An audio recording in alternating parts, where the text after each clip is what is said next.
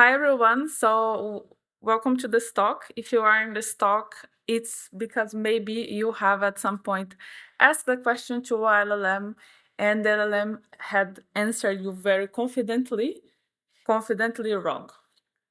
So, a little bit about me. My name is Laysa Uchoa. I am a senior platform engineer, so not really a search engineer, but I really like search topics. And I'm an OpenSearch ambassador and the organizer of PyLadies Munich.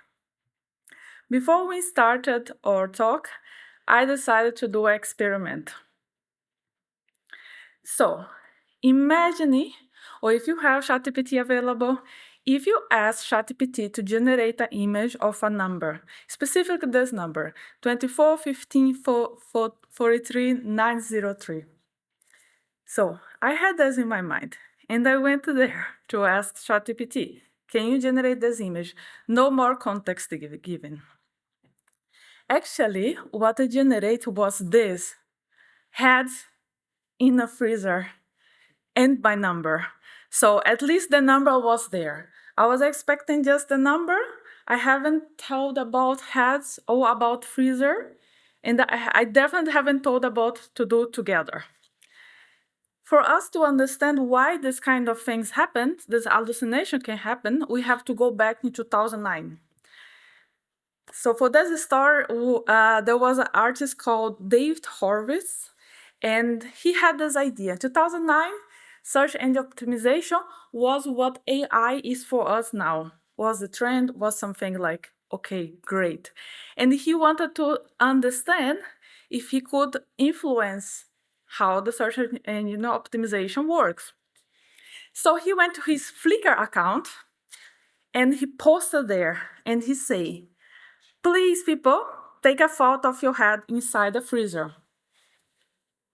Well, I think it's something like human in the internet. We have this sense of connection. We want to be part of something big. And yeah, actually, people took photo with their head inside the freezer. So what if you go to Google now and also just Google that, it's what you will see. You will see people with the head in the freezer. And this became a meme recently. It's from 2009, but time to time, this happens again. There's this trend that people want to take a photo with heads in the freezer. Yeah, I can understand. So what LLM, for example, the AI model is actually trained on the internet data. And when it goes there and see this association between head, freezer, and this number, this is what gives to us. So it's not particularly wrong, but it is wrong in the context that we didn't ask for that.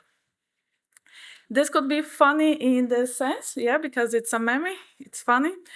But if you are working in production and you're working in some fields like legal, medical fields, you don't want to have heads in the freezer. You want to have actually facts.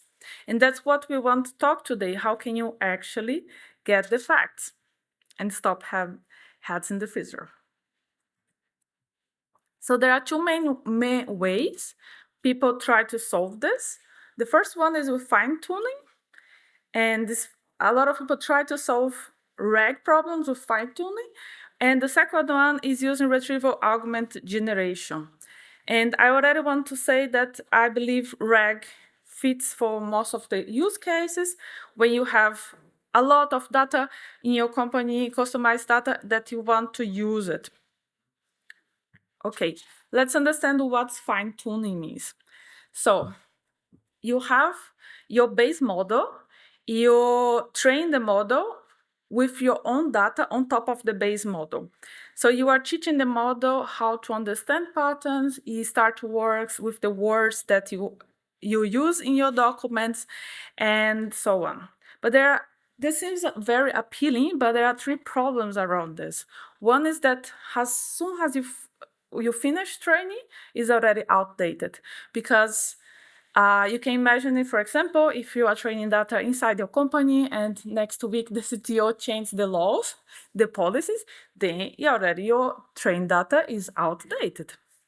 Also, it requires separate training pipelines. You will need GPU, you will need pipelines, you will need people, very high skilled people who could do this job, who could train the data. So it's something costly.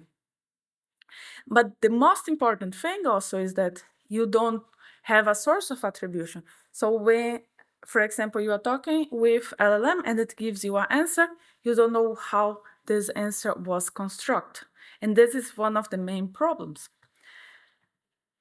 And with RAG, there are different. So with RAG, you have the ability to get real-time knowledge. So for example, again, the policy has changed it. Now you have new data. What does this mean? This actually means just that a new document will be there in your database. Also, if you're using OpenSearch, like I think everyone is using here, you may not have new infrastructure, so you already can reuse things that you already having, and they have expertise in the house how to use it. And the cool thing is that OpenSearch has many plugins to help you with that. And again, the most important thing is now that, for example, if you are a lawyer and you are working in a law case, you are not going to be cited. You need understand that there will be a citation. You need to have real and facts. And that can give you full traceability because you can know, okay, the LLM is answering me like this because it got this in this document. Whether these documents were good is depend also how you did your RAG. So how does RAG actually work under the hood? There are three main things that happens when you send the data to OpenSearch, for example. And the first one is the chunking the documents. So this is the part that a lot of people focus a lot in the embedded model, but chunking is a very important part. Is when you get your sentences and you start to chop it. We will talk more about this later. And the embedded model. So it's what's the function of the embedded model? It gets the data and converts that. So for example, it will get text, it will get this information from the chunks, it will get the chunks, and will convert this in numerical methods, which are the vectors. So you have now mathematics after you have the embedded model. And this is what we will send to OpenSearch as well. So why OpenSearch is a bit special in this aspect is because you can store both. You can store the vector and the raw text. Also, like in OpenSearch, there are these two algorithms that you can use is for the keywords. So when you're working with exactly match and also the KNN. We will talk about that very soon. So here is how the whole architecture would look like. So you have the data being sent to OpenSearch. You have a pre-processing of the data. You use the embedded model to tell, okay, make this mathematical so we can help you later when we are querying. Then you send to OpenSearch. You use hybrid search, a combination of KNN plus BM25. And when your user is making the request, so we're also gonna use pre-processing to work in this query that the user is doing. We will be using the embedded model because now we can use both mathematics, right? Because we send already with embedded model to OpenSearch. And also we can know, okay, from the questions, how this is mathematically related in the vector distance. Then we query. Then we use the prompting so we get the results, we rank these results, we get the top of them, and we use to empower our prompting to the LLM. So now your LLM just have not just this trained model, but it has the documents, like facts from the source that you provided. And if anything goes wrong, you cannot just say, oh, the LLM got it wrong. You can actually find out why. That could be good or bad. Okay, so there are two types of searches that people talk when they talk about the hybrid searches. One is the lexical search. So what's about lexical search? Lexical search is the old style of search, and that's what they were saying today in the keynote, is when you do exact words and exact terms. So for example, If you are doing like match with IDs, with codes, with UUIDs, this is what you would be using. But lexical search is not so good at understanding synonyms like meanings. So for example, if you say dog and pet, it doesn't get it. And that's where comes the semantic search. So semantic search solves this problem by giving meaning, by understanding intent, and also, but is also bad at precise identifiers. So we have here yin yang. So we have to combine this to actually make sense of our data. And that's the beauty of hybrid search. So when we talk about hybrid search, we are talking about using this tool like lexical and semantic search and doing the results and the scores. And what OpenSearch you can do, you can normalize that and combine the ranks. So now you have a mix of this both, which you can decide based on your understanding of your data and get the best out of it. And that's why hybrid search, when you hear this term a lot, because it's so special. Okay, so how does it would look a bit in the code? I have it here, but it's a bit hard to see it, but you can see it here that, for example, in the search pipeline, I have put weights, and I have put 30% BM25 and 70% KNN. And this could be a good win, but it really depends on your data. So yeah, when talk about now, we're gonna talk about chunks because chunks are important and chunking strategies for the win.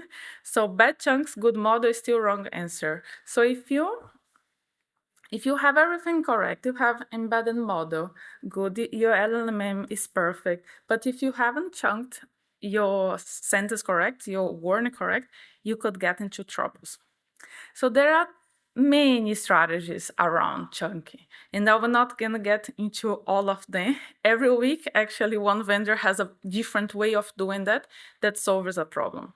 But here I can just give you some ideas. One of them is the fixed size. So when you get, for example, you would say, okay, now every my data 512 tokens, I would chunk it. The next one is a sentence window. So you tell like, okay, if I just chunk it, maybe I'm gonna lose half of my words. So let's give like the first sentence before, some words after, so you use this logic. And then there's something more sophisticated with the parent-child. So how does this works? In the parent-child, you store small chunks for retrieval because when you, the photographer is laughing. So you store small chunks for retrieval. And what you do is because you don't want to have like, for example, if I have a very long sentence window, you end up having a very long, like larger latency, right? You're gonna have other problems. So the idea here is that you keep things small, so you have small chunks, but you link back to the parent. And this is the one I will explain a bit more because I found that it's for me more interesting. So here you have, for example, the vectors and everything it's already like in chunks here. And what you get when you are doing the query, you get in the top relevant ones.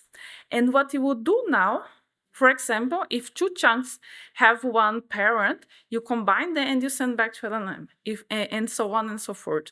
So that's how parent-child works. Trust but verify. Yeah, because you cannot just, there were many cases in the past that companies just trusted, everything went wrong when it was in production. So you actually have to test things. It's not something that you do at once and forget about it. So that's why testing is important. And I know not everyone likes tests. So frameworks for eval. You have to ask, when you are debugging such a problem, you have to ask, okay, do I have the right documents? So now you have the documents that your LLM is seeing, and you have to understand if they're the right documents or not. In case, you can use such a metrics like precision, and the NDCG. Precision is, am I getting the relevance results? And the NDCGs, are they hanged correct during this, for example, the 10 results, maybe the first 10 ranked results, maybe the best one is in the 10th position. It's not what you want. You want that the best one is in the first position. And how you fix that? You fix that by looking into your chunks possibilities and your embeddings. So another question you have to ask is right configuration. Do I have the right configuration? So lucky you, OpenSearch has a very nice tool that you can do this kind of testings and understand, okay, did I put correct the weights, for example? Maybe 30 and 70 maybe doesn't work well. Maybe my case is more exact match. So in this case, you are not talking about conversational, so you should increase your BM25. Right answers. Do I have the right answers? And then there is this difference here in faithfulness and correctness. When we are talking about faithfulness, we are talking, okay, based on the documents that I give now for LLM, does it give me an answer around this document? For example, if your company policy is 30 days of vacation, then you are lucky, right? But if your LLM tells it's 60 days of vacation, it's not being faithful because you gave the document that it was 30 days. And correctness is about facts in general, that whether they are correct. If, for example, if I ask what is the main city of France? If it tells me Berlin, it's probably not correct. So when we have this, so these are the metrics that you should be using, and to do that, you would have to fix your prompt in the end. So the prompt is maybe not correct. So your search engine is the real brain. Actually, your LLM is the voice, and your RAG is this orchestrator that is helping you to actually bring these facts. You can use hybrid search, RAG over fine-tuning, depending on your use case. We have OpenSearch in the heart because we are in the OpenSearch conference. And one important thing is to test your pipelines in the end. Thank you for your time, and that's it.